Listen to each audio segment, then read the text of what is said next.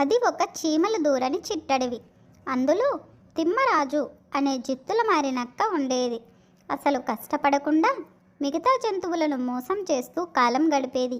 దాని మోసాన్ని గ్రహించిన మిగతా జంతువులు దానికి ఆహారం దక్కకుండా చేశాయి.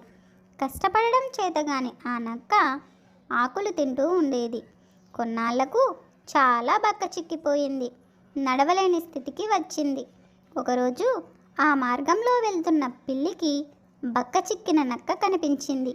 అదేంటి నక్క బావా, ఇలా చిక్కిపోయావు అని అడిగింది. తన కష్టాన్ని చెప్పుకుంది నక్క. ఈ దగ్గరలో ఒక విందు ఉంది, నేను వెళ్తున్నాను. నువ్వు కూడా వస్తే ఎవరికంటా పడకుండా కడుపు నిండా తినివద్దాం అని సలహా ఇచ్చింది పిల్లి. ఇక నక్క పిల్లితో వెళ్ళి అక్కడ ఆహారాన్ని కడుపు నిండా తిని పిల్లిని ఇంటి వాళ్లకు పట్టించాలనే ఉద్దేశంతో పెద్దగా ఊలపెట్టింది. ఇంతలో ఇంటి వాళ్ళు వచ్చి పిల్లిని మరియు నక్కను రెండిటిని బంధించారు. వారి నుంచి ఎలాగోలా తప్పించుకున్న పిల్లి ప్రాణాలతో బయటపడింది. పుష్టిగా తిన్న నక్క మాత్రం పరుగు పెట్టలేక వారి చేతిలో చావు దెబ్బలు తిన్నది. ఈ కథ ద్వారా మనం తెలుసుకున్న నీతి, మంచి వాళ్లకు చెడు తలపెట్టాలని మనం చూస్తే మనకు కూడా చెడే జరుగుతుంది.